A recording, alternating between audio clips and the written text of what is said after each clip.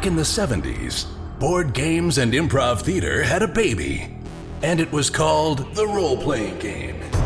These games allowed a generation of kids to live out their dreams of slaying dragons and saving kingdoms, all while sitting in their bedrooms and basements.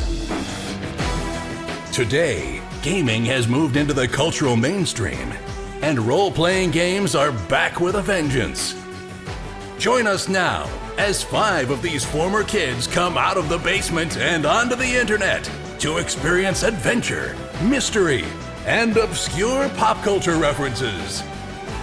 It's time for Roll for Combat!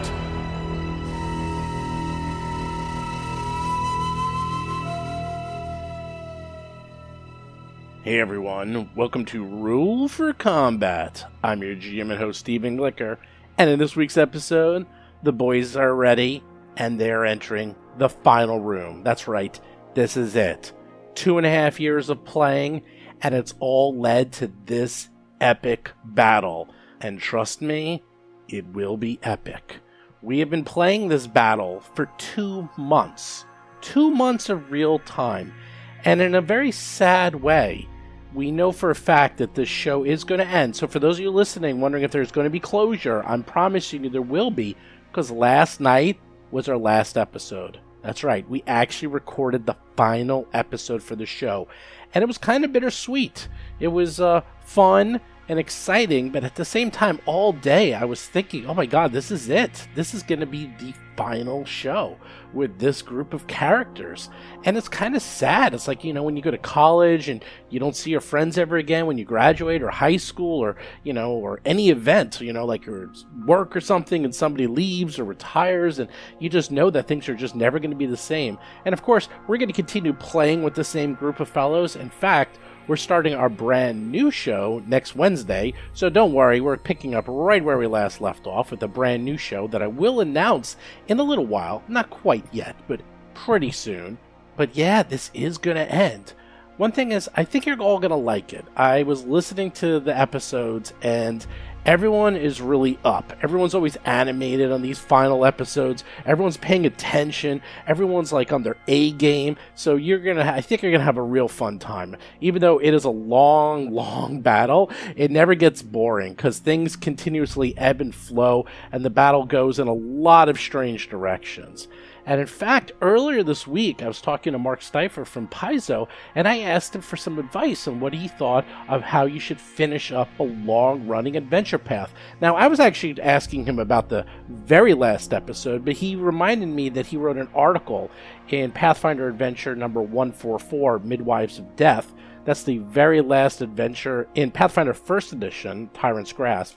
And he wrote a nice little back matter article about how you should have the last battle be tremendously epic and using a lot of rules and weapons and magic spells that you just never see. That you should also even invent new things to make it completely unique, to have it very memorable. The funny thing is, I was talking to him just the other day, and I was really asking him about the very last episode, like how you want to wrap things up, because I already recorded the battle. The battle, by the time I spoke to him, was pretty much done. We just needed to do the final epilogue for the entire show.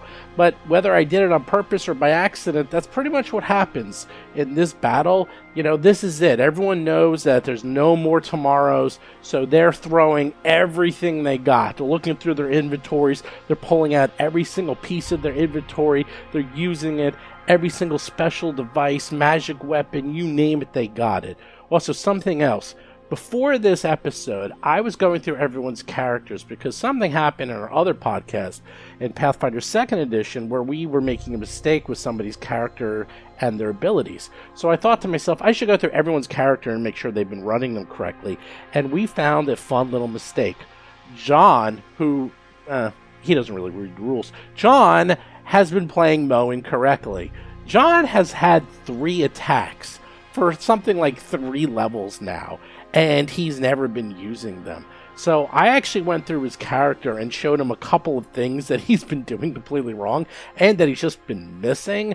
So now he's going to start using his 3 attacks. And it's a good thing, too, because, wow, he does a crap load of damage. And I think when he crits, he does something like 100 points at this point. So you really want him swinging 3 times at this point of the combat. Now, here's a very important point of order. I want this to be very clear, and you're going to find out why when you're listening to this podcast in a few minutes. Everything you hear actually happened. We didn't fudge any rolls. We didn't have anybody, magically make the rolls do something strange. Because you're going to be hearing things that sound impossible.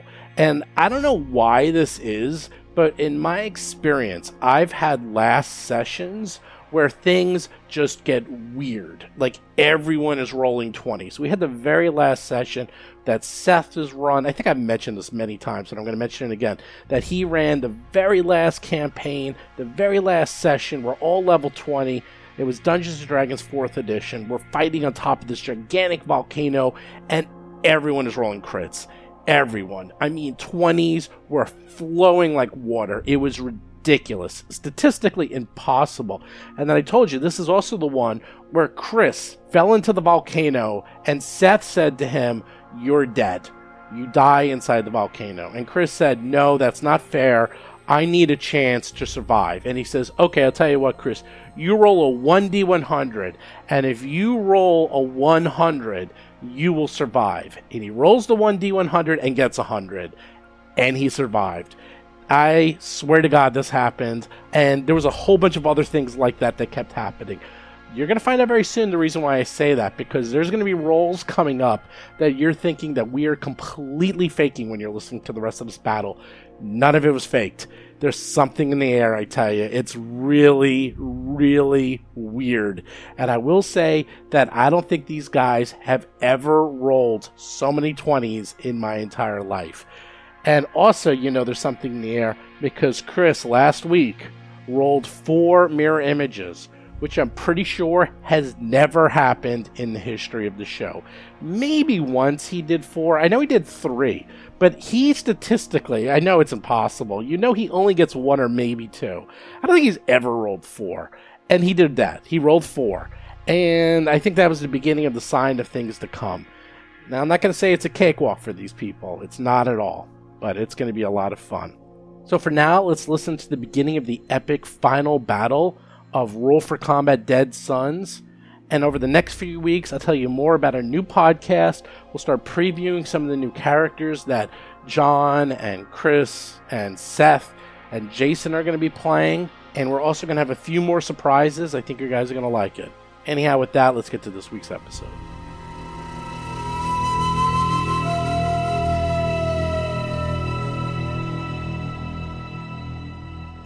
Last we left off, you have finally reached your objective. The goal for this entire campaign, years in the making. You're on the capital ship. It's 6 miles long. You're basically flying the Isle of Manhattan towards a much larger ship that will blow up the universe, or something like that. You are about to enter the bridge, the command center, the hub and heart of the ship. And all that's standing between you and total victory is a door. But the good news is Tuttle knows how to open that door. What's behind that door? We're going to find out. I have a feeling it might be one of the hardest things you've ever seen in your entire life. And maybe you'll all die. Or maybe you'll succeed. But we're going to find out very soon. But before that, I know you all need to do your hero pose. You all have to get ready to go in there. Because for the first time and maybe forever, you get the buff beforehand. Because you know that you are going to be facing near certain death. So let's go around. Who wants to go first and tell me what you're doing before the door gets opened? Well, can I go first? Because I have a little bit of a... Of course. A little bit of a crazy idea. Of course Tuttle can go first. Jason McDonald is playing the Ahsoka mechanic Tuttle Blacktail and his drone, Cheddar. I would like to know if it's possible to actually perform engineering on the button itself. Because if we're going literally all the stops, I was thinking, make it quicker, make some control over the randomization. I've never actually tried to tweak the button itself. So if we're going to go to our possibly last fight, I'm going to ask, can I do that? Can I, jack myself into the button and see if I can actually improve it in some way? Yes, you can jack yourself into the button. So then instead of you pushing an actual button, you literally are running a USB port from your head into the button. And I can make it as a move action, you can press the button. But if you want, as a swift action, you can also press the button. But a swift action will take off one of your resolve points. Now you have like 13, so it shouldn't be too bad. But obviously, you will eventually run out, and if you go down... No, but even as a move action will be an improvement, because right now the button is like a full round thing, and that's part of the reason I never use it. I mean, or rarely use it. It's not very efficient action wise. So I mean, you could also push it a couple of times before you go in. So I can. Well, that's the other thing is I was going to push it at least once before we open the door. Okay. You can push it a couple, there's a limit. It's like your int is the limit of how many times you can I think it's my modifier. I think it's my int modifier, so it's like +7 these days? So you can push it like 7 times before bad things you can start short-circuiting it. So you got 7 pushes before bad things happen. So I'll say, because your engineering's so high, and this is kind of the end, you can spend the next 5 minutes while everyone else is getting ready, jacking yourself in. You're going to be doing a Johnny Mnemonic. That's right. My favorite movie. You are going Does this mean my brain is now 6% goblin? Your brain is 6% goblin. And that's right. You can actually start seeing and hearing and speaking in goblin. Now I'm not sure I like this plan. I don't want to be 6% goblin, but no, that's fine. That would you want to be 12% goblin? Bob Marquis is playing the human envoy, Rusty Carter. No, I want to be 0% goblin. Well, let's be honest. On the other hand, I want to be 100% living when this is over, so maybe I'll take the trade-off. Okay. So I can say you can do that. And this is something we probably should have done a long time ago, but better late than never. We do it in one of the last episodes. So there you go. You can jack yourself into your own button. Okay, do you want me to roll the button effect now, or sure, since it's still my turn or whatever? Yeah, it's your turn. Here we go. Oh no! Did you just roll a 1? Oh my god! Oh no! Oh my god! No, nobody really saw that. That could be good. Wait, it happened. A 1 is probably really good. 1 is great. 1 means that the button does its most powerful / awful effect. Kill all undead creatures in the near my vicinity. Or you are vulnerable, +10 to all undead creatures. God. Okay, I'm gonna tell Jason privately what number 1 does.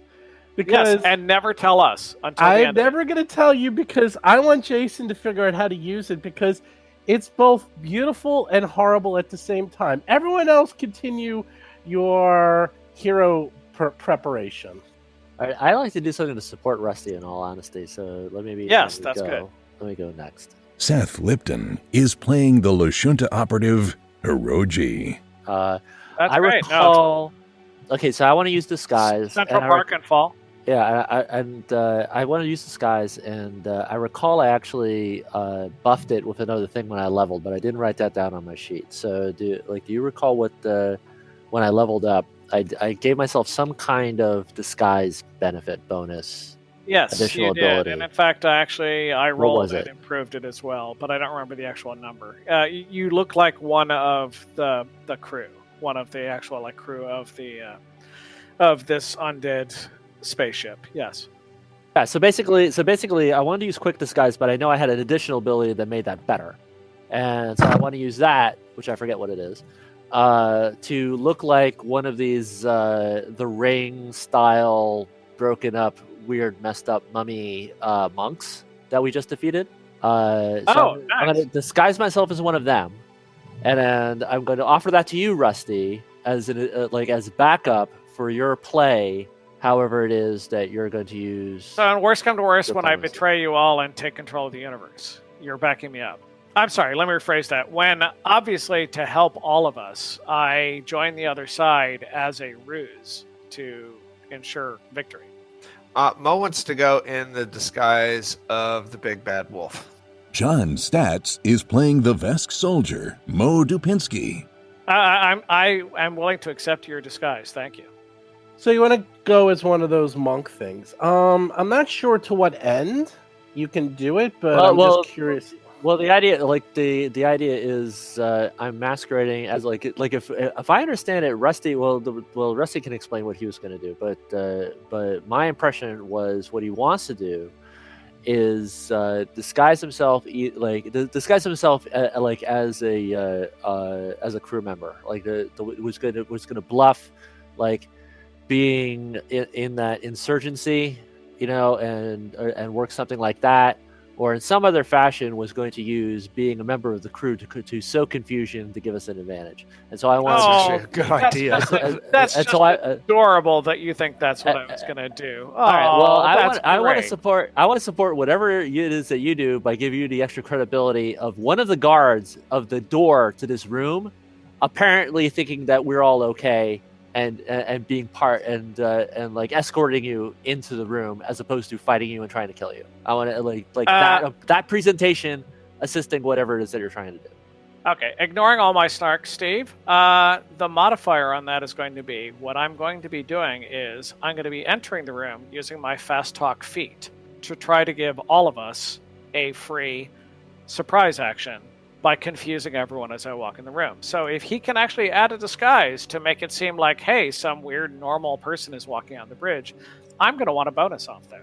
It's not even a weird normal person. It's the people assigned to guarding the door, escorting you in like you have authority to come in, as opposed to I being... agree, and that's why I'm saying, Steve, what Seth is doing actually totally fits the actual addition to my feat, adding a bonus to my actual skill check on that. Okay, keep in mind that only will affect one creature, your fast talk.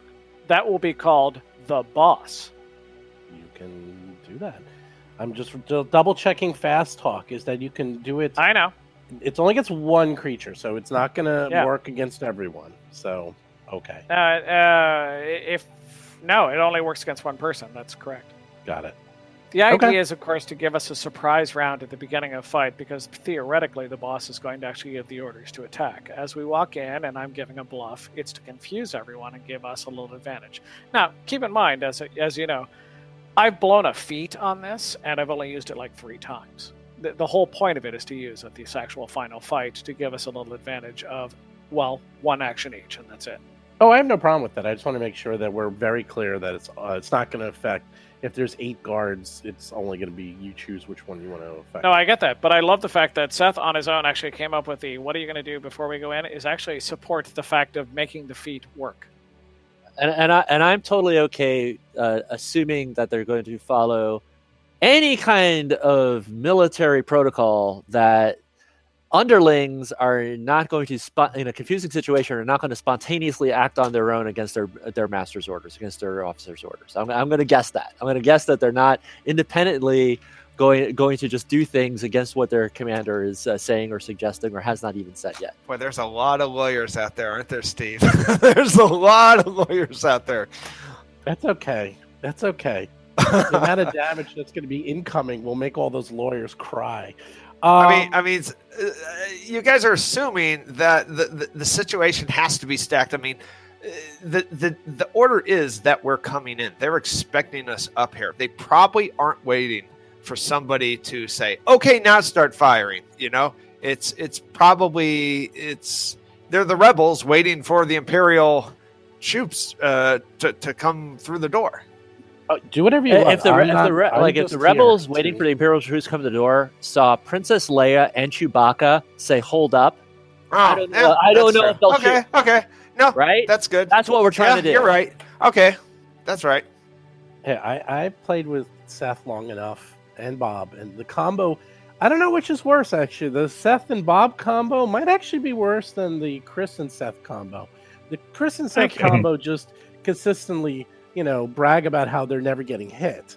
But the Seth and Bob combo, they're trying to mess around with the rules and mess around. Well, there is a way around that. The way around that is don't preface everything with pull out all the stops, do everything you can. You should preface it with we're just here to have fun, roll dice. That's what you should do. I'm not complaining. If you don't want that.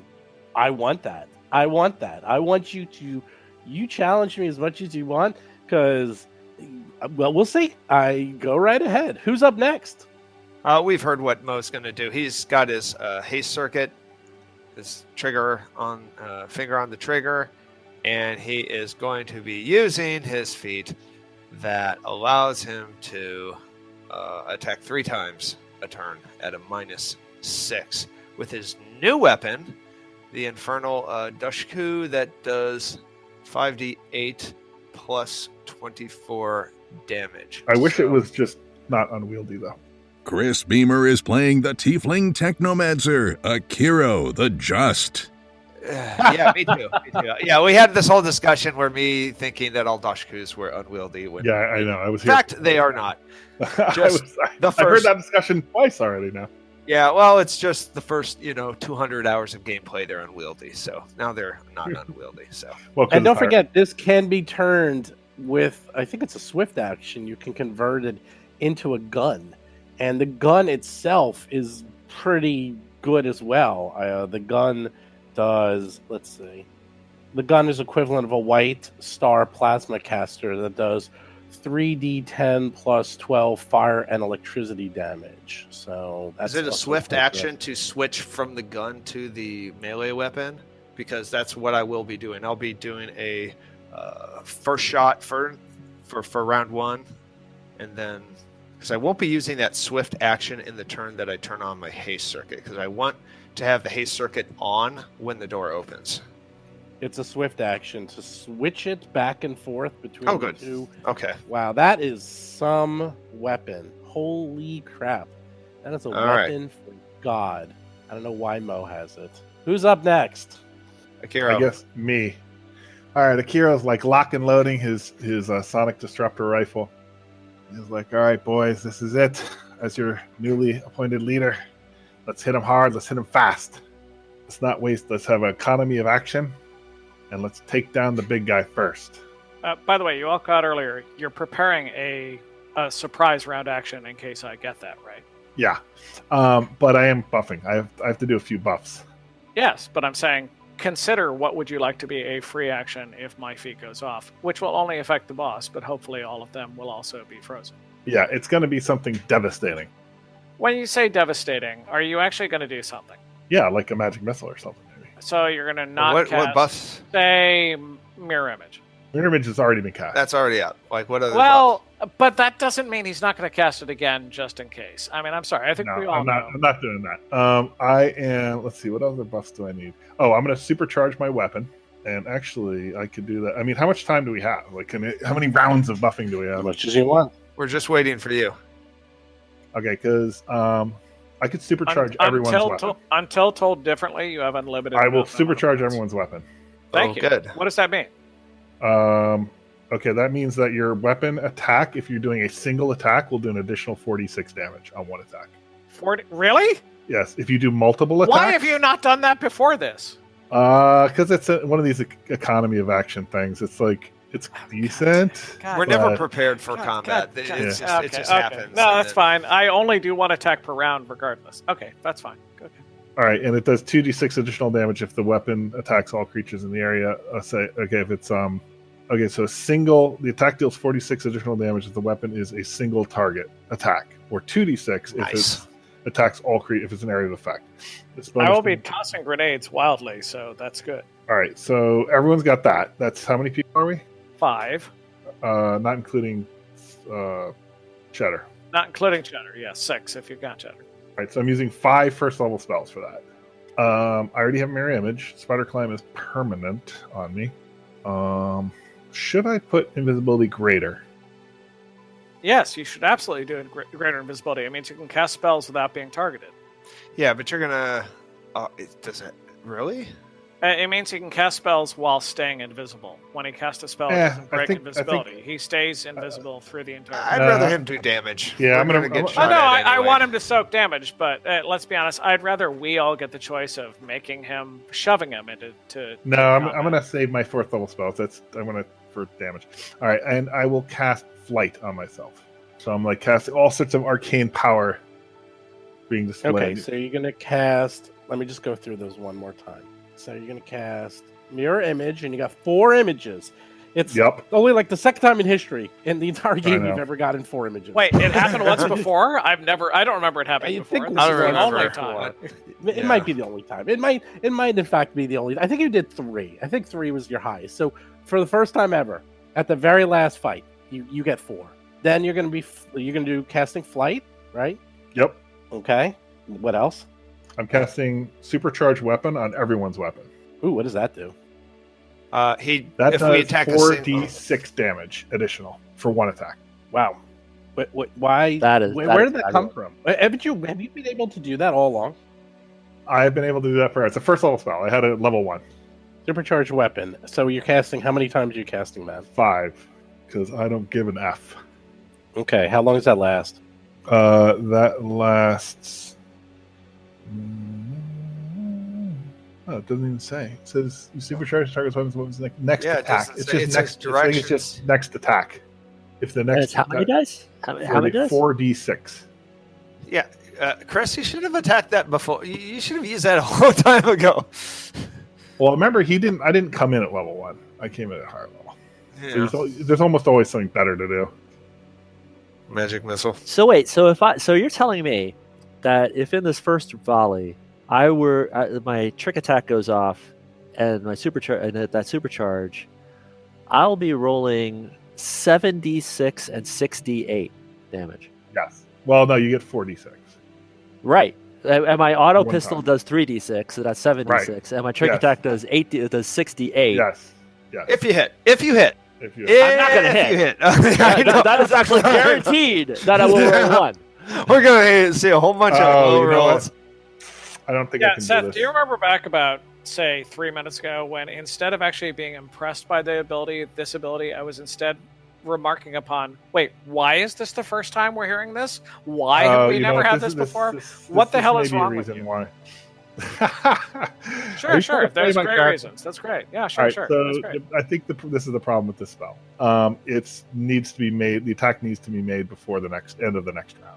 So I can't do this. I can only do it like on my weapon right before, or someone's weapon right before. Yeah. That's I the figured it's that makes always more sense. one round. It's those are like a Pathfinder thing, especially first level.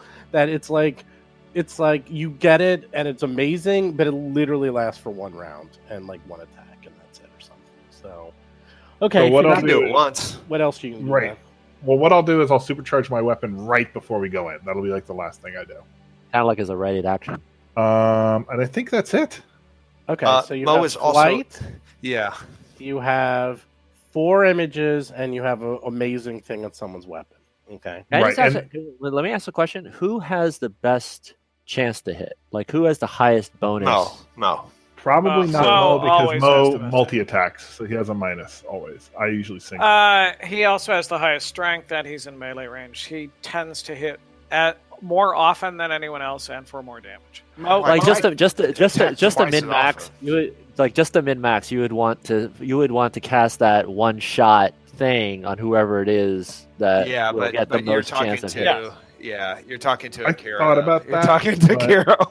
Yeah, about that, strategically, the job is Mo kills the boss, we kill all the ads. That's Yeah, actually you in think general- that, but I do as much damage as he does. Just so you- That's cute that you say that. You say that all the time, and that's great. No, look. You know what? You're a special little boy, Wait, mommy. and I hit I all want a awesome. scoreboard. I want a Akira, scoreboard. Akira, what's your 2 hit bonus on this It's hypothetical very- future attack that you'll it's make? very What is the high. bonus? What's the number? Good question. Hold on. It's a plus 16. Okay, that's good because mine's plus 15. 16 is better. Yes, you should do it on you. You're right. And Mo double attacks, so I'm gotta Triple. be higher. I gotta be triple, so Triple he's now. minus 6 per attack. So Yeah, I'm sure exactly right. All right, yeah, 16 yeah, is I the did best, all that so that's, math in my head. so that's actually correct.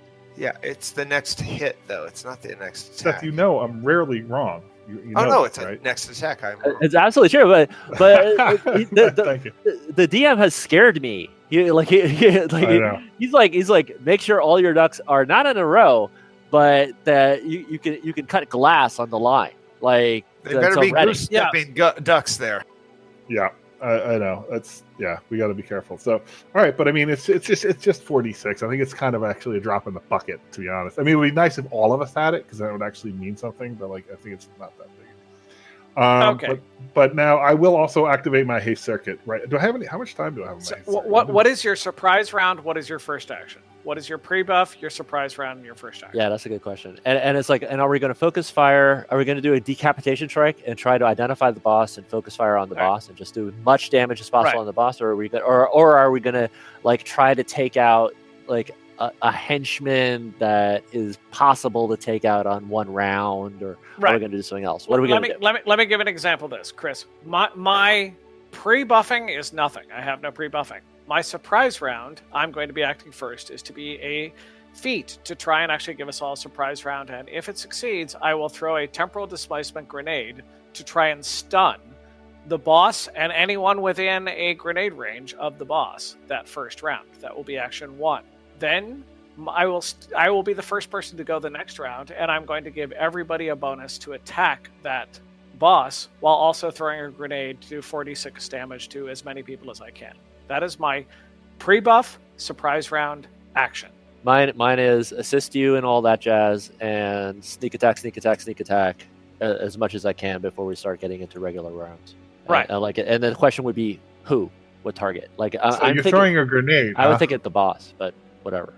You've heard my pre-buff, surprise, and actions that I have planned. Now, if that you're doesn't mean it's not going to like fail the minute the door opens, but that's my plan going in. Well, if you're going to throw a grenade, I'm thinking I should supercharge the grenade because it now gets 2d6, but you're now multiplying by however many people are in there. You know what I mean? Can you supercharge as a surprise round action? Yes. Why not? I mean, as long as it's a standard action, right? I can do that. Then that would be your surprise round action, and then on your turn, you can decide if you want to use that ability again. But that's great. On my turn, I would plan. Like I say, I want to do an AOE, so I want to blast them. Then there you go. So that sounds like a great surprise round action you have. Great. I love it. Go for it. Blast. But I'm thinking I should supercharge. That's true. We can also just grenade, because I still have a couple of grenades. What do I have? I still have a couple of things. I still have a. The grenades are kind of weak, but yeah. Well, that's what I was thinking too, though. Like the grenades seem to not be very impressive. I mean, the higher level ones. Are 3 more minutes of prep, and then we're opening that door. I'm done. But Bob, actually, I'm thinking, Jason, I don't know if I've heard your full line, even though you were the one who went first. But Jason, what are you going to do? Well, I mean, I'm going to be opening the door, so I mean, my pre is hitting the button at least once. I don't really. Also, I'll do one of my casts of Miracle Worker, which gives me +2 to my attack rolls for a minute. So I'll pre-buff That's 10 Miracle rounds. Worker. That's huge. Yeah, I'll pre-buff Miracle Worker as well, and then I open the door. But I don't have much else other than just shooting my gun and sending Cheddar in. And okay, but actually, no, that +2 to all of your attacks for the remainder of the next 10 rounds is huge. That's great. And if you're opening the door, it means everybody else can like ready in action. Actually, yeah. So I think that doing the explosive blast is the best thing to do first round before anyone goes into the room. Actually, the very first thing that happens is I go as my feat to confuse them to try and get a surprise action. I might fail. It's possible. It's a bluff check that I've only failed on twice, and I want to be clear, twice in the campaign. But at the same time, still, it might fail. But you'll just give us a round against that one guy. Like, are we gonna? I will get a surprise round against the boss, the commander in the room. Yes. Well, I guess what I'm going to do then is the last thing that I do before Tuttle opens the door is supercharge your grenade. That's what I'll do. Sounds great. Love it. Oh, that sounds fabulous. And so I think actually what I'll do is open a door. You do your bluff. Actually, I'm going to give my other thing before you go on. I'm going to stand in the middle of the door. I'll be the target. I'm not going to do any damage after that, so I'm going to soak the damage with my 160 hit points of stamina versus everything else. That sounds fabulous. Because what I want to do is you're going to execute your bluff. I am going to do my sneak attack, and then hopefully in that next round where you buy us kind of an additional bonus surprise round, I'm going to fade into the darkness. I'll activate my cloak, and I'll position myself for the rest of the fight. I love that you're playing Hiroji correctly, which is that we're all planning, and your first thought is, I'm going to go hide over there. Absolutely. Yeah, that's how you do it. It's like I take a shot when their pants are down, and then I go hide. Are you guys ready? Put yourselves where you want to be. So we should be where Mo and Tuttle are. I am where Mo is right now. Well, Tuttle has to be next to the door. Should I not be here? I think you should not be there. No, you should be there. Mo always should be right in the front, but I'm going to actually be there in the middle to soak all the "hey, I'm shooting at the creatures coming." Well, go to the door ahead. in the Go first ahead. round. Get there then. And Mo, if you could stand to the side and open the door, that'd be great. Tuttle's Sorry, Mo. opening I the said door. Mo. Miss Dr. Tuttle, if you could stand to the side. Yeah. Tuttle can stand to the side. I want to stand. Actually, Tuttle has next to stand in front of one of the two doors. He has to be. Okay, those two. there it is then. All right, so I'll be behind. I really Sorry enjoy for getting behind. shot to pieces. That'll be wonderful. But no, I do gotta operate the door, so. Aren't you like a demigod? He is, and we're gonna find out once and for all. Is everyone ready? Yeah. So the haste circuits are. Hey, circuits are up. Oh, Yep. What? You did you activate? I your actually haste? have one. By the way, I forgot know to say you that. have one. You like never have used it. I've never needed it. Now I'm using it. I think I'm the Okay. only one who doesn't. Akiro, I don't think has a haste circuit. I do. You do? Yeah, Oh no, of course. I meant Hiroji. Hiroji. Yeah, I think I'm the only one who doesn't. And Tuttle. Tuttle doesn't have a haste circuit too. Well, I do not have a haste circuit. But you do have suction cups in your hands. I have quite a few things. He has gadgets. Is everyone ready? Not really, but let's do it. Oh boy, you have no idea We're- how we're- not ready I you guess are. we're gonna find out. Oh boy, this is great. This couldn't have gone any better if I planned it myself. It's Schrodinger's readiness. We are both ready and not ready. I even have my opening speech prepared. Oh, you are not ready. Well, that room doesn't look so You are bad. not prepared. It sort of doesn't matter. You are not prepared. You know what to say. No plan survives first contact with the enemy. So there is an And the element door of it. just doesn't matter. opened. Oh Well, yeah, Mike Tyson the used door to just say, opened. everyone had a plan, and everyone has a plan against me until they get punched in the face. And then the plan goes up. That's what he used to say. Like, yeah, you can have a plan against me, but Guess what? You guys could not have been more right if you tried. I'm going to tell you why. Tuttle does two things simultaneously. He activates with a move action in his head, pushing the button, rolling a natural 1, which we'll get to in a second. forgot about that. At the same time, the doors slide open. You see in front of you a dais in the center of this large room that supports an imposing throne-like chair with a computer console just in reach. A 5-foot deep recesses are located on the port and starboard of the dais. Walls of hollow projectors that stretch down and from the ceiling surround each. The projectors fill the pits with three-dimensional holograms of local space, including the Gate of 12 Suns, the ships of the Corpse Fleet Armada, and the massive cone-shaped megastructure sitting in the section of a non-standard space beyond the gate. 3 floor-to-ceiling windows show the stretch of space in front of the vessel. Rows of chairs sit in front of the bank of controls adjacent to the windows and most of the port and starboard walls. Curved walls cut off the port and starboard corners of the 4 walls. Each has a door set in it. 3 more doors are spaced along the aft wall. Throughout all those recesses are those cybernetic zombies. Dozens of them are in the rooms, using the computer consoles, obviously directing the battle. However, before you can fully expect and understand what is in front of you, you hear a voice, a female voice, deep inside Cheddar, saying, "You now have 6 seconds to reach minimum safe distance. Cheddar will self-destruct in 6 seconds." Oh my god. That's hilarious. Roll for combat. Oh, Okay, before action begins, my Excuse me? it's a pre-action action. So, no. You could do a pre-action. Cheddar self-destructing in 6 seconds. oh, I know it's at 6 seconds. I understand there is literally one full round before that happens. I've got it. Okay, so my feat goes off first, which is Oh, by the way, in front of you, you see 2 more of those weird undead monks. Plus, there's a creature, massive, standing 12 feet tall. He seems to be undead. He's covered in armor and necromantic energy. In one hand, he has a swift hammer, which you know is a 2-handed, unwieldy weapon, and he's holding it like a baseball bat. And in his other hand, he has a gun that usually requires like a team of 3 people to fire that he's casually holding in his other hand. He's holding probably the equivalent of a party's full of weapons in 2 hands.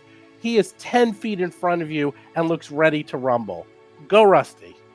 As the door opens, Rusty says, in Eoxian, in a declarative voice, I'm reporting from security section. Here's the badge of the commander to let you know that I am correct, holding up the badge of the person we killed earlier.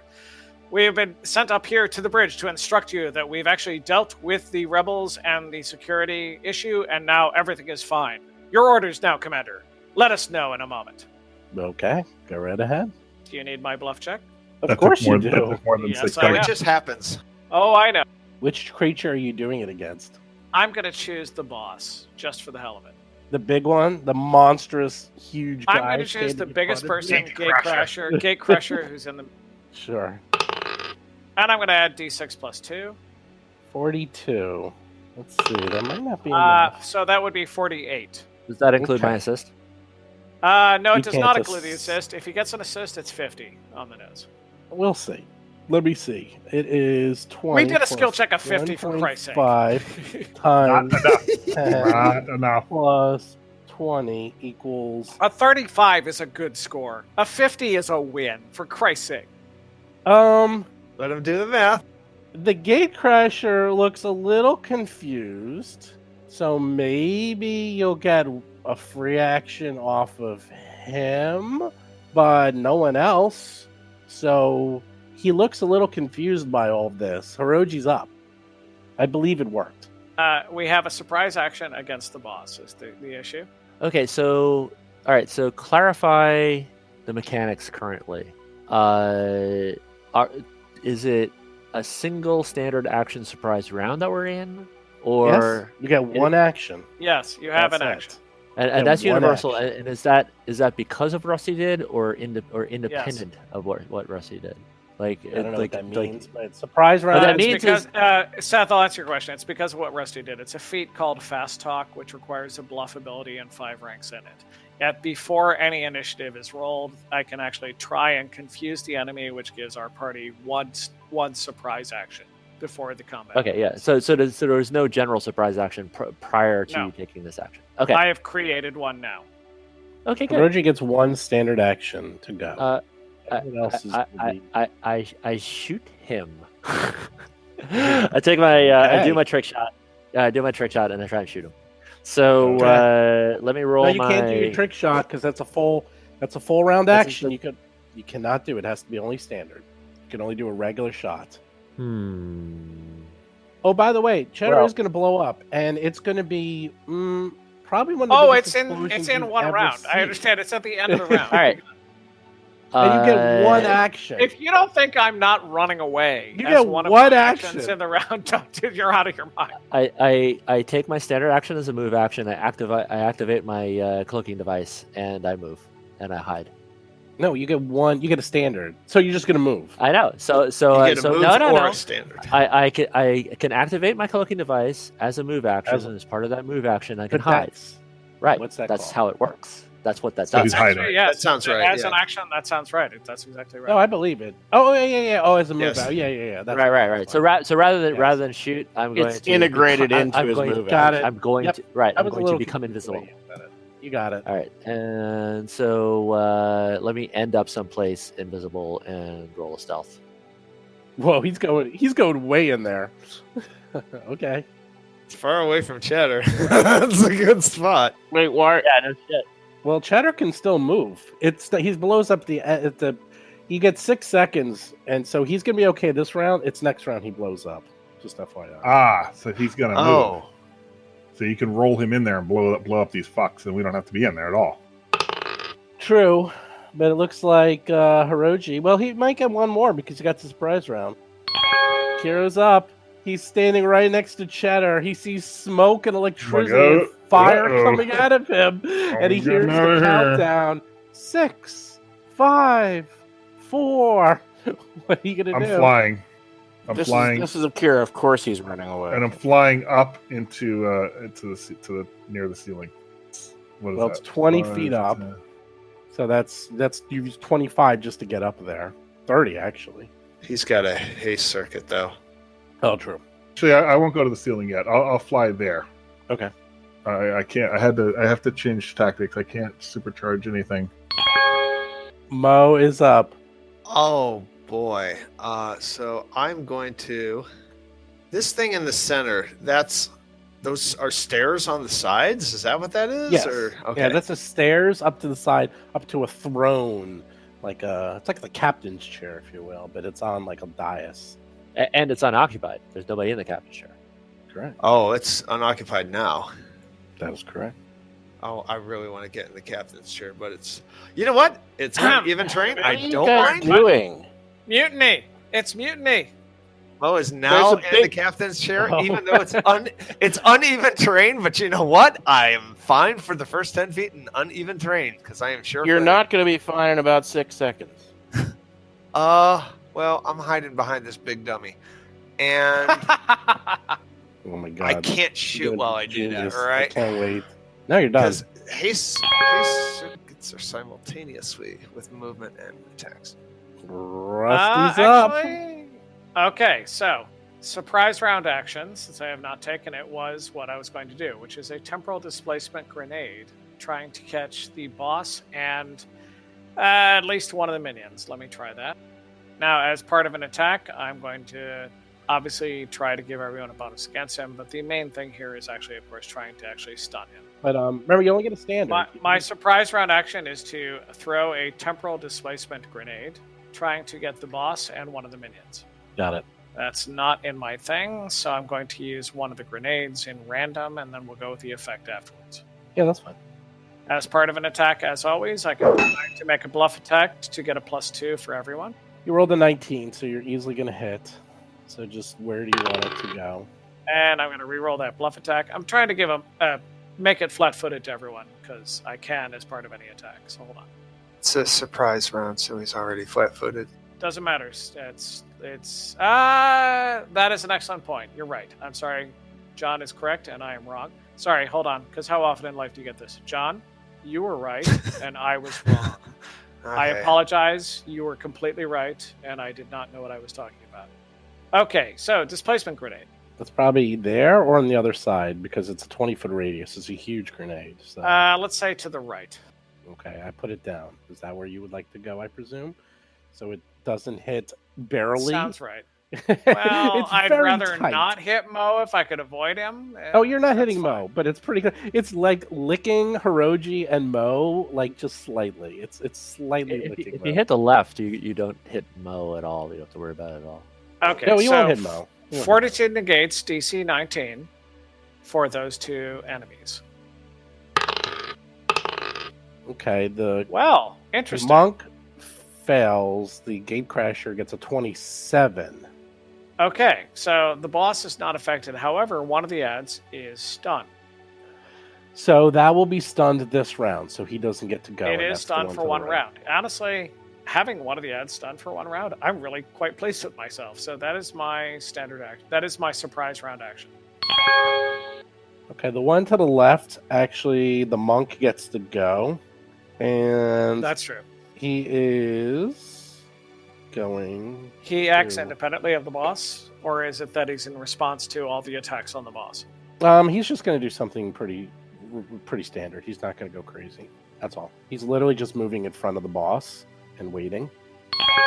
The Okay. other one is stunned. Aeon Tuttle is up. Last person in the round, except Gatecrasher, who literally is last and this doesn't get to go this turn. Aeon Tuttle, and then Cheddar gets to do the last thing he'll ever do in the entire campaign. This Cheddar will be no more after this. But don't I have to use my move to control Cheddar? That is correct. Unless you want to leave him there. All right, well, I'm basically going to use my move and to control Cheddar, and I'm going to send... Oh, and as a Swift, I'm going to drop prone. he's like, oh, Cheddar, go in there. And as a Swift, he literally drops, and it's like, I'm out of here. You understand we still have the round for before the explosion goes off, right? So, Jason, did you just Do we have Yes. a round? Okay, Yeah. so Surprise! Yes. Jason, did you just fall on the grenade that is you? Is that what you just did? to save the platoon.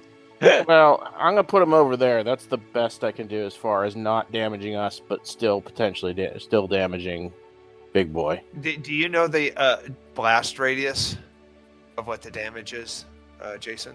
Oh no! Don't tell me the odds. Never. It's tell me very the odds. large. Is that it's larger 200? than any- I don't know it exactly. No, we have no idea. He's never exploded It's gonna be before. big. Well, None we of have us an know the engineer blast in our radius. midst. I think None we of can us get know an the blast engineering check. He has to though. make In a skill fact, he check. doesn't even. No, he doesn't know. He does not know. So you will find out. Okay. It's goblin technology. As the only person who is currently near Cheddar. Oh wait, no, Cheddar moved in the room. I take it back. And I would say through telepathy, my envisaging ability, you want to get away from Cheddar. Well, yeah. Orochi's that's up. Sucks. All right. Roji's up. All right, now the actual combat begins. We're in the Now boss the fight, the combat final boss begins. fight. Let's do it. This is exciting. Go. I telepathically tell Cheddar, you are a great mouse. I will always remember you. Well, Cheddar's the robot. It's Tuttle who's the mouse. I'm That's sorry. fine. I'm sorry, you know what I mean. Cheddar is Cheddar. a person. I'm sorry. Yes, Tuttle, you are a great mouse. I will always remember you and honor you. So I need to do my classic maneuver. I trick shot.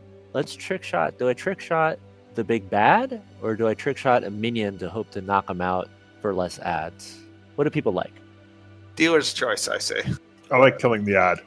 Yeah, I think killing the ad. I'm actually gonna go for The one ad is stunned, and you'll have bonuses. To Yeah, You'll I'll have do a that. +1 for me if you attack the big bad. Plus, I'm Oh, really? not going to be attacked. I'm not Oh, attacking the I- ad. I'm not in position to attack the ad. So you get a +1 from me, and he's flat-footed. So that's a +3. All right, to no, hit the, I'll lay in. Okay, I like that. I'll lay in some damage on the big bad. So on the Goliath, on the Titan, I'll do my trick, and so here I'm going to roll. You rolled a 46 natural for 20. 46. My Wow. dealing. Yes, sorry for Nice. tricking him. You Nat trick him. 20. Wow. Okay. Keep going. Oh, you know what? I'm going to forego the flat-footed to make it a ricochet. How do you like that? That sounds like fun. Okay. Let's do that. He's already flat-footed, so sure. Exactly. So okay, so now I'm going to try my attack to see if I hit, and if any of this means anything. So he's flat-footed. You hit barely, rolling a 6 for a 21. Thankfully, because he's That's good enough. flat-footed and has all that stuff. Otherwise, that would have not hit. So let me roll my 68. So that's an additional 24. That's not bad. And now I get my So, ricochet. to be clear, you did 36 damage to it? Oh, those are Yeah. Oh, those are D8s. Oh, Yeah, okay. yeah. Okay, and so hit an enemy for trick attack using a ranged weapon against the target's kinetic attack. Forego the effects ability of the trick, which I did. Make a ranged attack at -6 against a secondary target. So the secondary target will be the not stunned minion right in front of him. And so I'll roll that one, and it's got a -6. Okay. -6, but he's not flat-footed or anything. He is flat-footed. He is flat-footed, yeah. Oh, no, not that guy. No, Oh, not that guy. No, thank you. You're right. Okay. Yeah, you roll a 23. You miss. All right, fair enough. And now I run and hide. I think there's going to be a lot of that this round. Well, this round, yeah. That's... That Cheddar situation is hard to predict. Okay, so I actually kind of love, in Wow. my way, that in the very last round of this entire campaign, Cheddar is going to now explode in a fiery, massive destruction, hopefully taking all of the enemies with him. And I All hide right. with the 40. Question. Wow. Damn, another natural 20. The this stuff Mizgash that's to the north of me that's like hologram stuff. Does that block me? I mean, what is that? Is it like Oh, that? can I walk That's like a through computer that? Like, screen. Yeah. Well, those are like, I wouldn't walk through Holograms. it. You're flying. Yeah, they're holograms. Like, you can't, that would be all difficult terrain if you're trying to walk through it. Because you're like trying to walk on consoles, like- basically. like where Hiroji is right now, if he were to shoot at this monk over here, would that monk get cover because it's being blocked by that in any way? Maybe like minor cover. Like those are on the floor. So the holograms in front of Oh, the okay. red ones, you can walk Alright. on those, no problem. That piece of blue, that's like a screen, so you can't walk. That's like literally a screen that can block. Okay. The Alright. stuff next to Hiroji, those are computer consoles. Like you can't walk on that. So Delay till and those are after me. So Why delay till after you? It's gonna give you a bonus. No, like no, he I'm not, does I'm not attacking every it. round. I'm not attacking it. I am casting a spell. So actually, here's the thing. You know what, John? We knew he wasn't attacking or doing anything useful. I don't know why you and I were concerned. I'm calling the dragon. I'm weaving a mist. All right, That's great. And when Guinevere is pregnant, I'm sure we're going to win the fight. All right, that's what I want to do. Right. I am going to use a spell You did from kind the. of just try that, actually. All right, I am using a spell from the Transmutation School, and it is level 3 Baleful Polymorph. Okay. Oh, That is awesome. Turn him. Oh my god. Okay. Yes. Turn him I'm into good. turn him into I'm like okay. a cute Turn him fuzzy into a bunny. toad. Nice. Well, it's actually much weaker than. It's not like Save or Die anymore, but it is pretty good. All right, so he needs to make a DC 21 Will save. who's he? The boss, the big guy.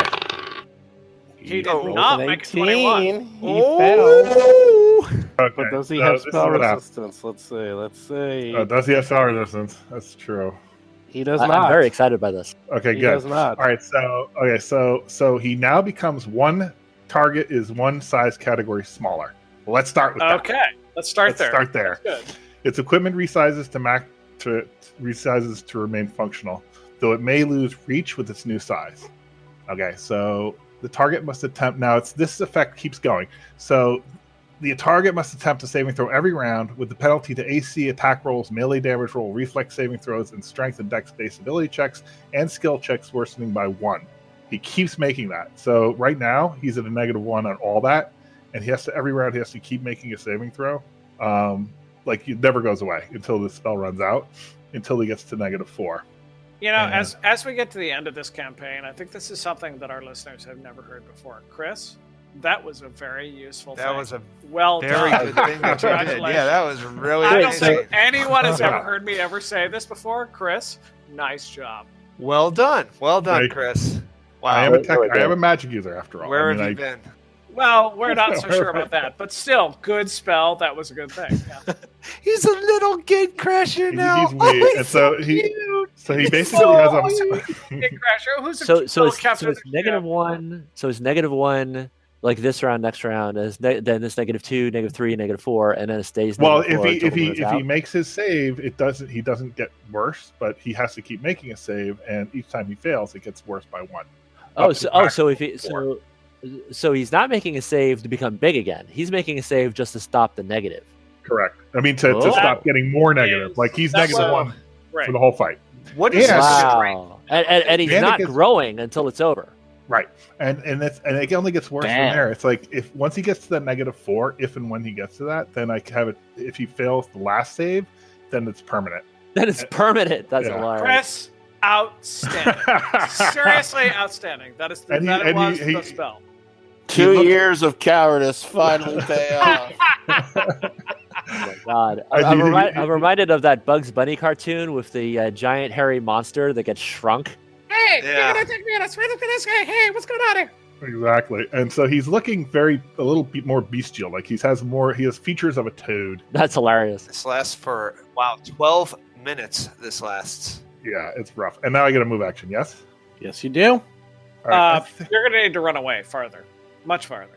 You need to run away. Yeah. What's this to the north? That door.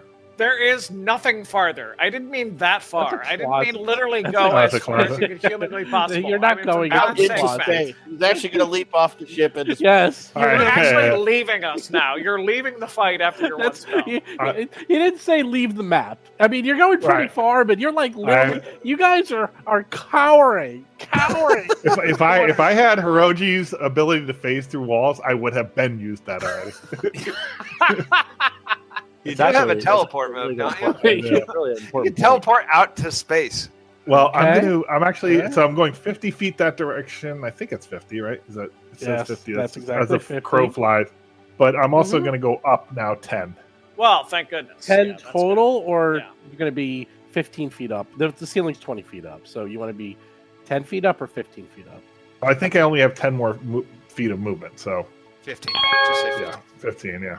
I am delaying my Delay action till after me. until Rusty. Thank you. Because I've played this before. I'm just going to tell you one Very thing. You good. notice I'm not freaking out. In fact, I'm impressed, but I'm not worried because I haven't started to go yet. Rusty's I know. No, it's fine. Okay, so as Yeah, we're- and his weapons are not affected in any way. Like it's just he doesn't have reach, but and he only has a -1. It's not like Yeah, can breaking. I ask a question? Is one of these guys actually the admiral of the ship, the captain, or because these guys don't look like captains? And if this is the Yeah, command bridge, where's the captain? Guess you're going to find Yeah. out. Rusty's That's going. a good point. That's a good point, Hiroki. So you just He's find that guy. probably invisible, as all his Yeah, I troops was are. wondering. actually, could you clear that for a second? That's not where I'm going to want it to be. I'd rather get Mo than us. There we go. Okay, so as a move action, I am saying, pointing at the boss, get him! Get him now! He's a bastard. That automatically gives everybody a +2 against the boss, no matter what. Now, I am actually, from my gun, firing a 4d6 AoE grenade, a phantom grenade for my 1 for the day, to hit all 3 of the enemies. And, sorry, Mo, you're going to be one of them. Why would you do that when you? Because don't that's need the way to it do that? goes. Just don't ask questions like that. It doesn't matter. It's all good. Shh. Everything's fine. So, at any rate, oh, sorry, I forgot to actually roll the attack. And as far as this attack, my bluff is going to be against the boss. Okay, I'm just waiting. Plus d6 plus 2. You rolled a natural 20. Yes, I did. And actually, I hit the wrong one for there. At any rate, it's hold on. This always happens like the last session. There's something in the air. Everyone's rolling 20s. It's insane. I've actually seen this before. There's some magic in the air. Okay. And ignore Okay. all of that. Okay, so it's a 48 is the actual outcome. Sorry. 48. What are you trying to do? Why is that a huge area? Because I was doing the 46 damage, because I'm firing my 46 grenade, phantom grenade from my gun. Got it. Okay. So are you rolling that damage? Damage now. Unfortunately, I had prepped the thing for it. Okay. Well, you can roll the attack. First roll the attack. Okay. That's terrible damage. Oh, but I hadn't rolled the attack yet, luckily. So we can just say that didn't happen. Sure. Yeah, you can decide anything you want. I'll take anything. And I sorry. missed. That's a hit. That's a hit. I mean, That's right. Yeah, wait, 'cause, yeah. yeah. Well, you're trying to Actually, I hit had him. a You +4, don't hit him. so, You're yeah. hitting the floor. And I had a so- +4 against him, so yeah. it was 21. Yeah. And I have the exact same roll the second time. So I did 12 damage, but to all 3 of them, and the DC on that is... One moment. Don't they get a reflex? They do. Hold on. DC is... Well, 2 get a reflex. The other guy's, like, frozen. DC 18. The Gatecrasher made it, and the other monk made it, but the other one didn't. So, Okay. what type of damage? It's actually a frag grenade. Okay. So is there a reason why you put it there? Like, do I not roll? for The damage? difficulty of all that is that's the space of I threw a grenade into the middle to do damage to all of them. However, the boss, everybody in the party now has +4 to hit the boss, including you, Okay. who's about to attack the boss. Now, Are you going with my now, haste Mo? circuit? Now with Oh, my yeah, haste sorry. circuit, I'm Sorry running about that. away. Yeah, sorry about that. Wow. Everyone's hiding. Everyone's like, okay, we're gonna do this. Oh we're no! gonna do that. We're We're I all would gonna not, go in I there. would not have got him if I didn't have my haste circuit on. Don't you get me wrong. You guys are all like, okay, this is the plan, and then push the button. Cheddar self-destruct. Run away! Run away! Look, I gave everybody +4 against the boss. I did 30 damage, and now I'm running the fuck away. I'm done. You did give everyone +4 against. The I boss. gave you +4 against the boss. Go Okay. attack. You delayed till after me. Attack the boss now. All right. So it being my turn, I am going to do a full attack with 3 attacks using my newly discovered ability that I've had since level 9. So each attack is a -6 instead of a -4, but he's flat-footed, so you should It's still get... -2. Yes, -2, basically. Okay. I'm just going to boom, boom, boom. Ding. Yeah. His AC is reduced by 1 because of my Yes, his AC Oh, is that's also right. reduced so it's by minus 1, too. 1. Yeah. So it's really, really good. So, well, let's see. Your first attack... So it's -1. Is that all you're getting? Yeah. Holy crap. You might kill him this round. Okay, you rolled a 4, and you hit him with your brand new Infernal Flame Dashku for 47 points of damage. You sure you don't want to use that again, John? Like, I know you were complaining I like that it. Dashkus suck. No, You I was sure? ignorant. I of think the you only ways get of one the attack. Oh, okay. Level 12. I'm using my first Dashku. Okay, you hit him again with a 4, doing 32 points of damage. 37, but he's got a little bit of DR. And then the last one, you hit him Oh my god. for No, wait a minute. 39 points of damage. On my screen, I didn't see 47 damage. As long as it was applied to him on the first hit, I didn't see it happen. I saw it, and It it was happened. it was great to Okay. see. So you did 47, 32, 39. How much damage is that, Bob? Yeah, Bob can't count that high, really. 128, I think. I get a move action. 118. Yeah, that's a lot more. Yeah, it's 117.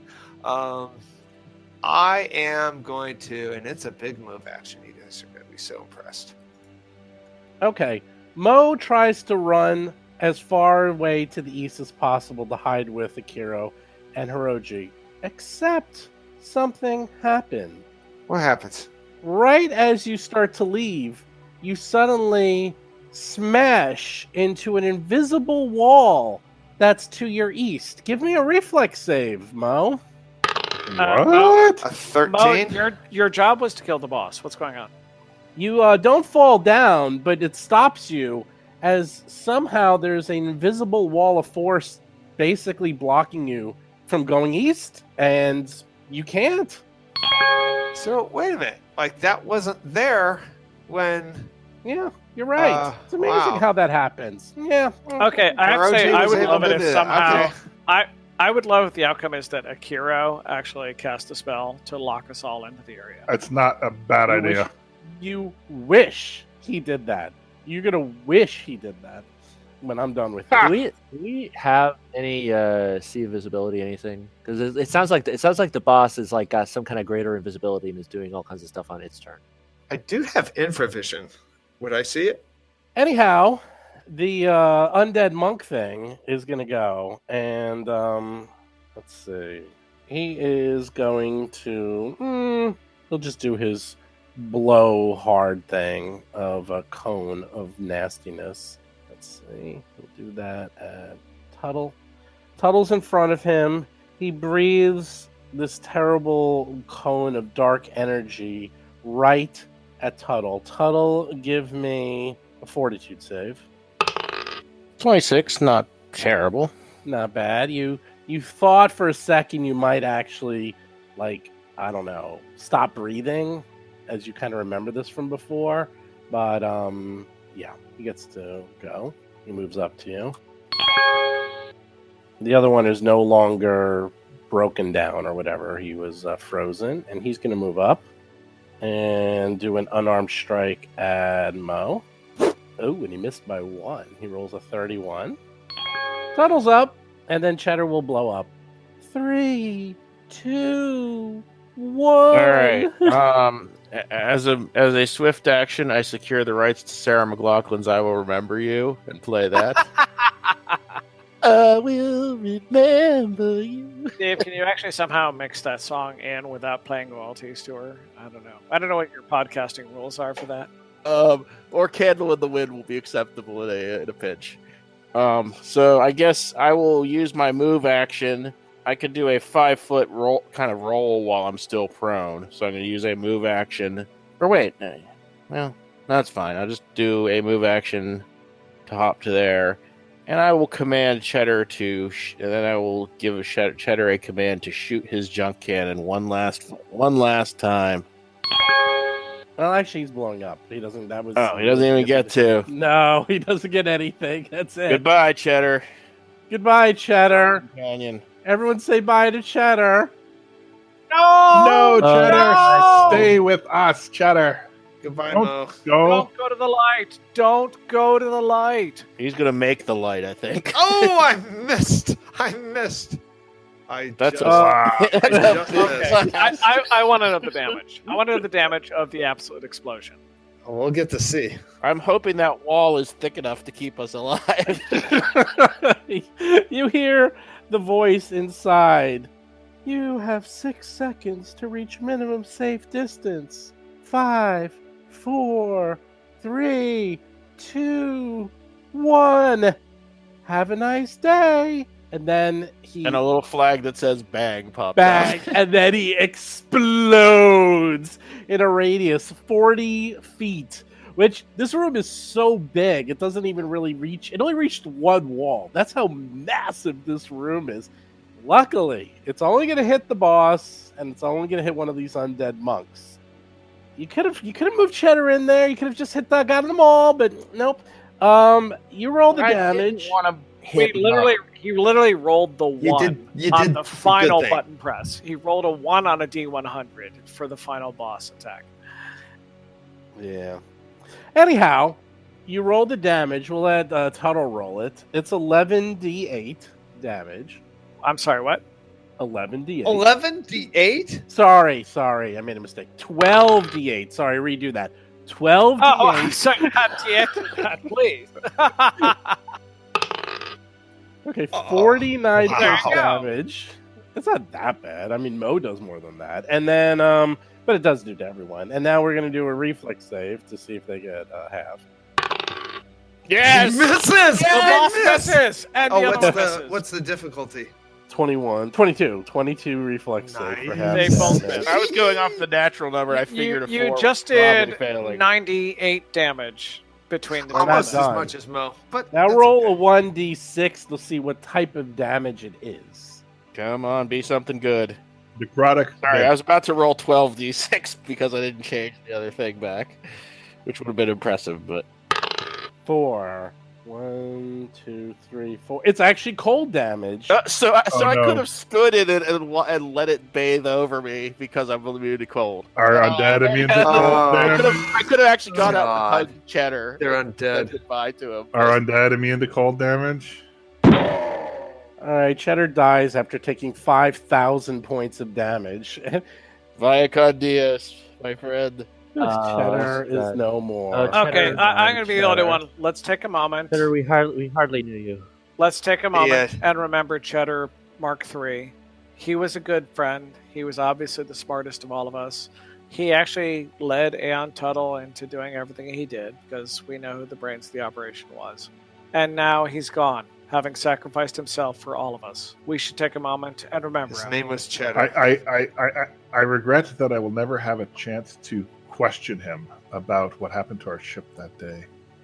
He told you, or rather, I told you, and I used him as. Let's move on. Okay, we're done with Tuttle. We're done with Cheddar. All right. I'm going to buy my Cheddar T-shirt on rollforcombat.com. Oh yeah, Make sure they're now that collector I- items. The Yeah, I collector know. items. Collector items. The They go up in value. It is now gone up. I'm getting mine right now. I'm getting one my size. If we survive this, I'd like to port old Woody over from the Pathfinder universe, and I'll drink a shot of old Woody in Cheddar's honor. Well, you know what? We might make a new t-shirt of a Cheddar Mark V where he's just a ghost. No, too soon. Don't. Oh, okay. Too soon. Now wait, Steve. One last thing, just a point of order. Just to be fair, are undead immune to cold damage?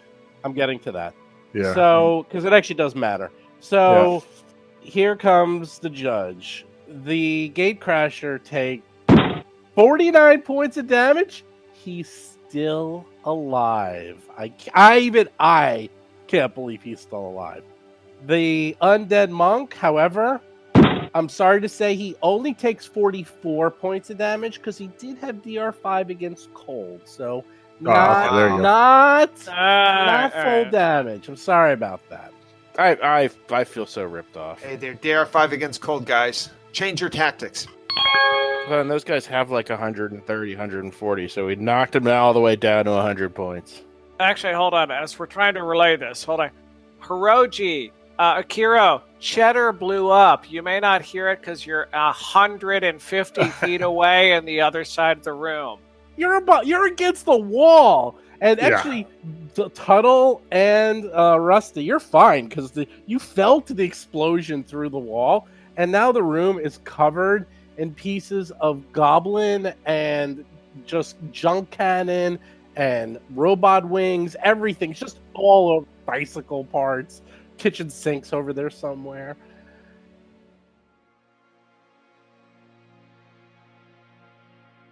Hey everyone, Steve here. No! Cheddar! Cheddar is no more! I swear to God that actually happened.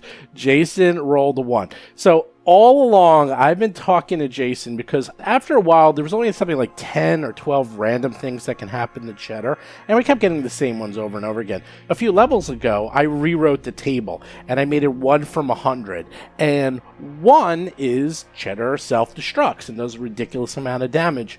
100, by the way, was this thing called Death Blossom, in where Cheddar spins around like the last Starfighter. He fires his junk cannon at any enemy that he has line of sight to, and he automatically hits and crits that enemy. That's what 100 did.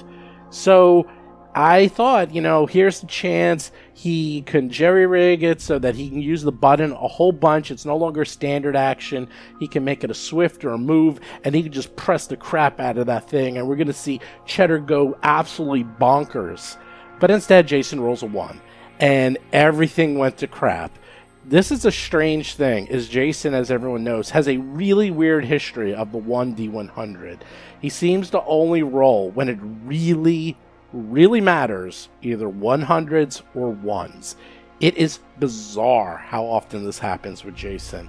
And as you also heard, these guys are really rolling well. This is very strange. I don't know what's going on. And it continues for the rest of the episode.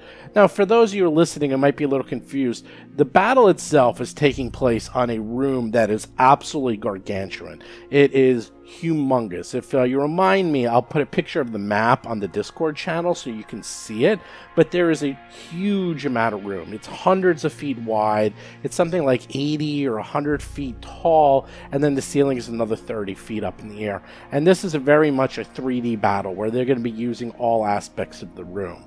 So one thing they might have noticed, and you probably got a hint, is that I usually play the bad guys, in accordance to their motives and intelligence. And I actually have a bad history of this. I play like super bad bosses, super intelligently.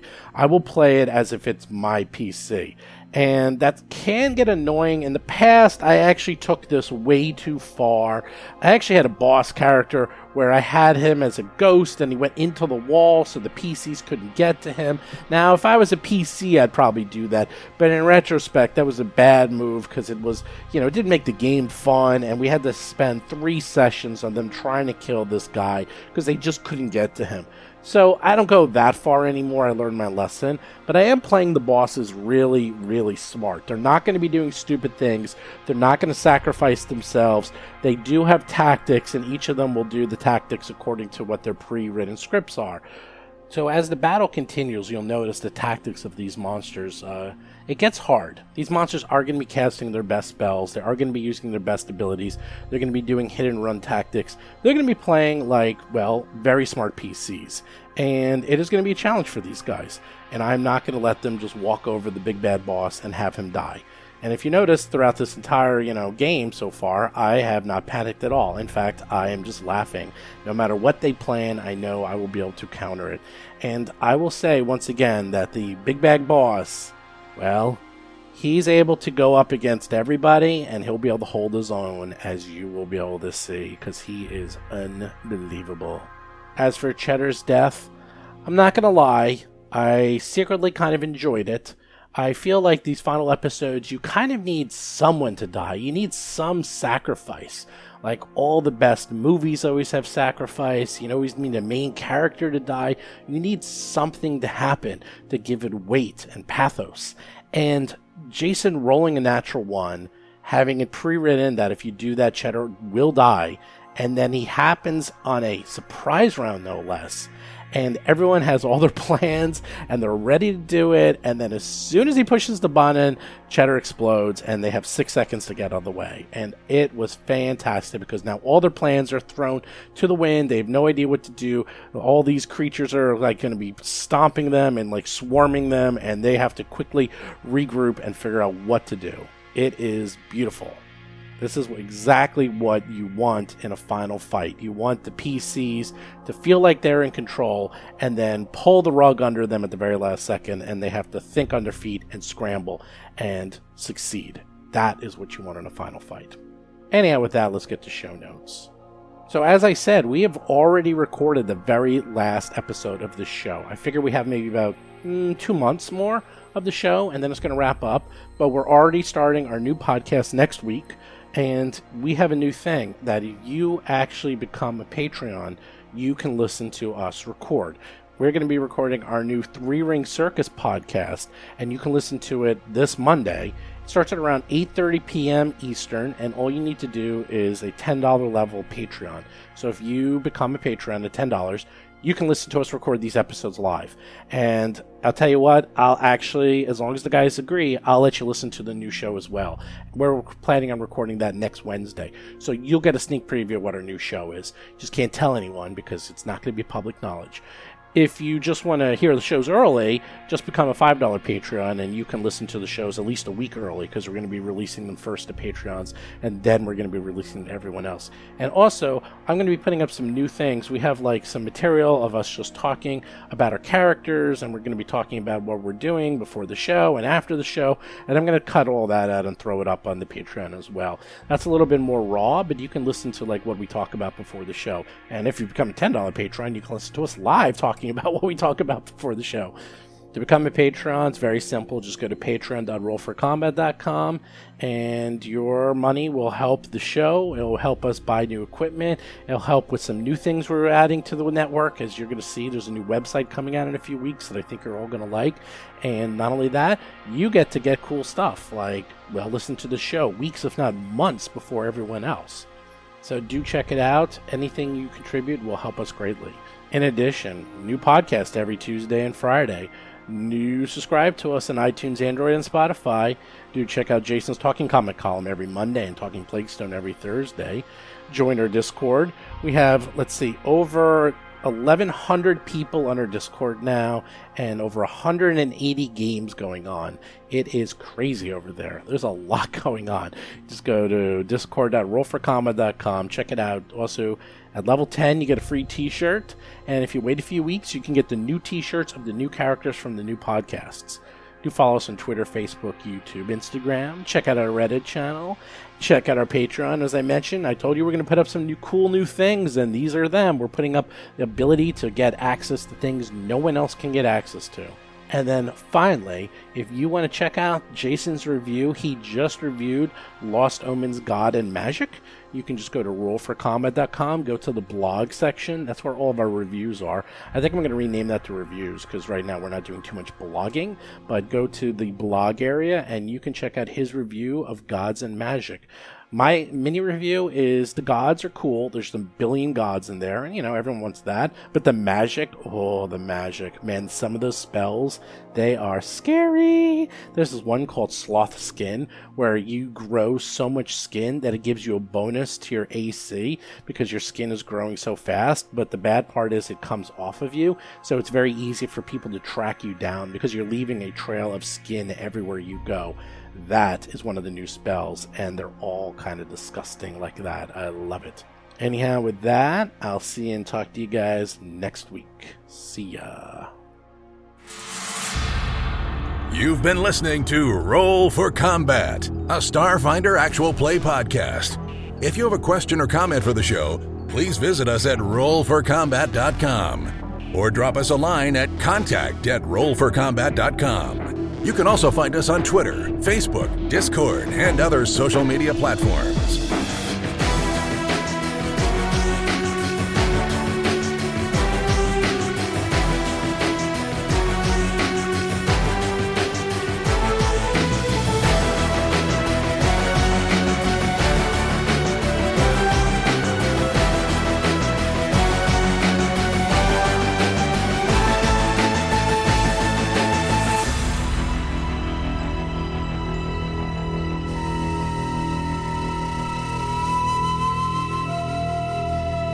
You've been listening to Roll for Combat.